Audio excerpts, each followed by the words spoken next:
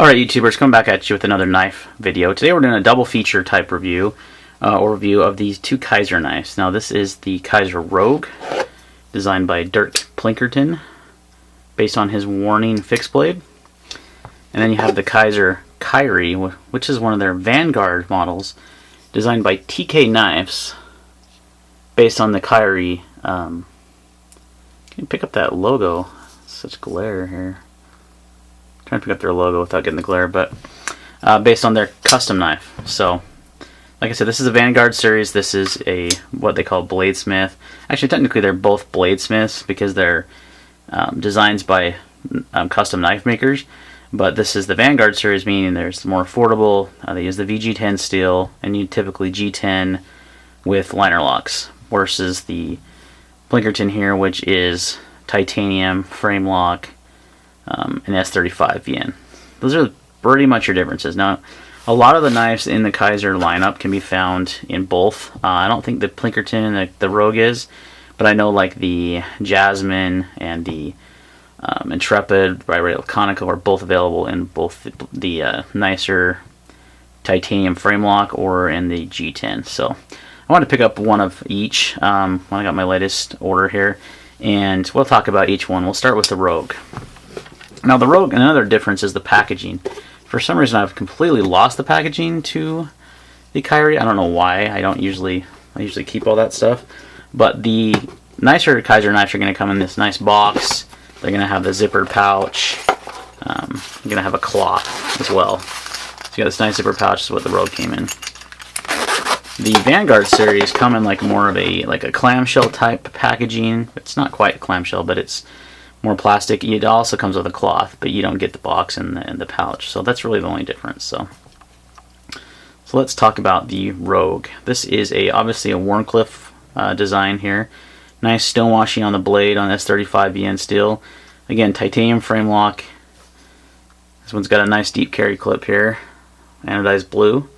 Got a stainless steel lock bar insert. This is on washers, which is great for a non-flipper. It's very smooth still. I mean, you can see how smooth it is. Just flies open with the thumb stud. It's got dual thumb studs on both sides.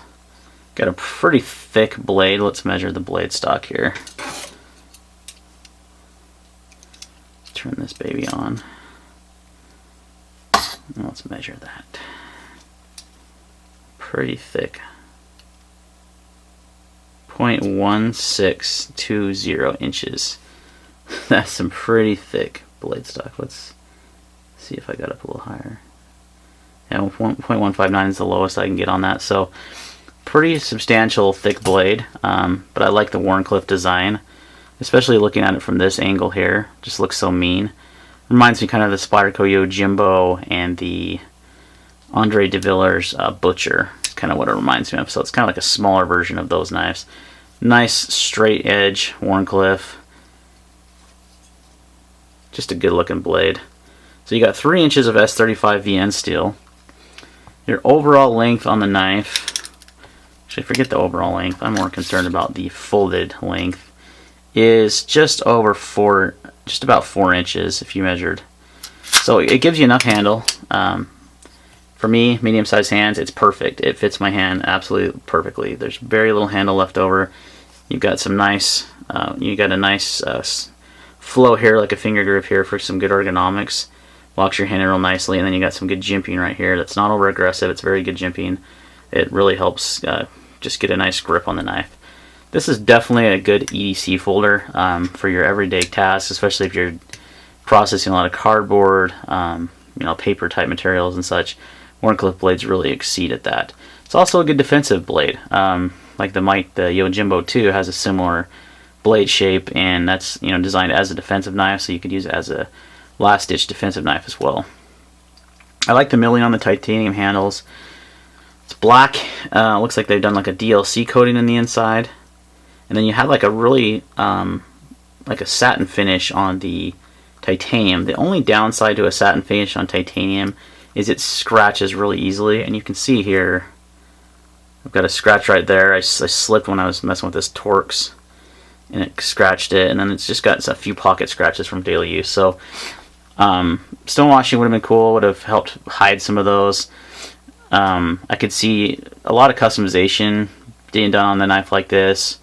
You know, maybe doing something different with the internal grooves here, and maybe anodizing this a different color to go with those grooves, or you know, I could see quite a bit of creativity coming out of a design like this. So I really dig it. It's a great size EDC folder, not too big, not too small. A lot of utility, great utility blade. Let's see how much it weighs here.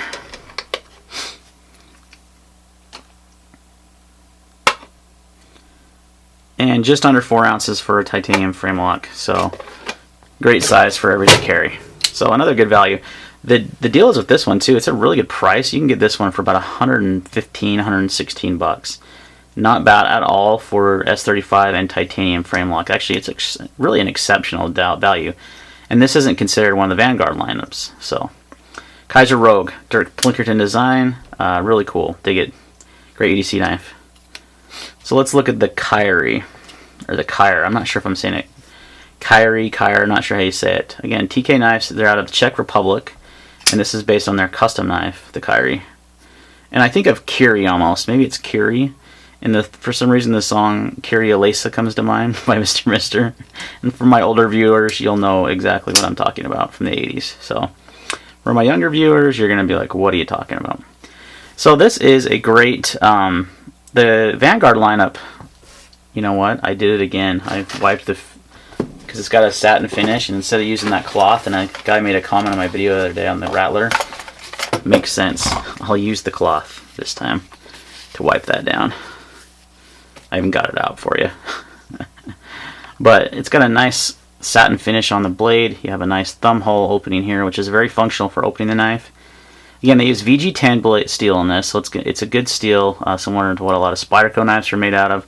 Or not similar, a lot of Spyderco knives are made of VG10. You can see the TK Knives logo there. Again, out of the Czech Republic.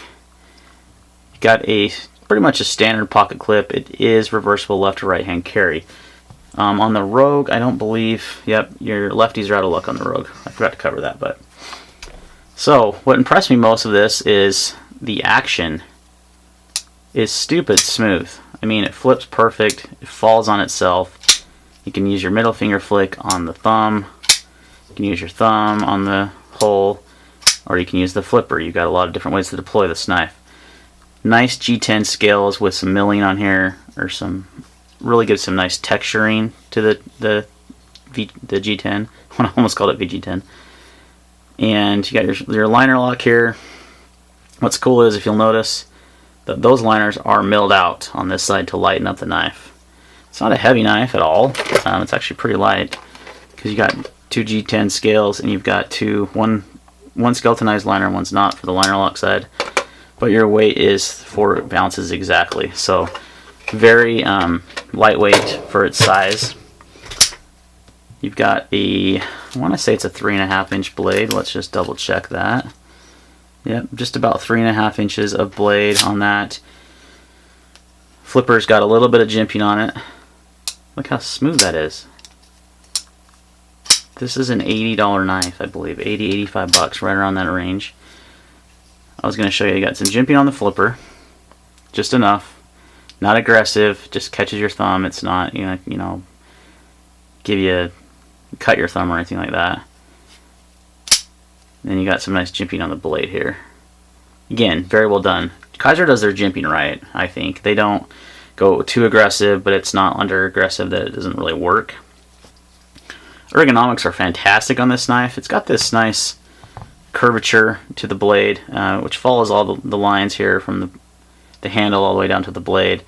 And it just fits in your hand really nicely. Again, I have a medium-sized glove, and your handle length is going to be, what, 4.5 inches? No, just over 4.25 inches. So a good size handle, great size for EDC. Again, this one comes in an olive green G10 as well as the black, which is cool. But again, I like that you can use the thumb hole, or I can flip it, you know, however I want to use it. Super smooth out of the box, perfect centering. Got your standoffs here, so a little lightweight construction for a good size knife.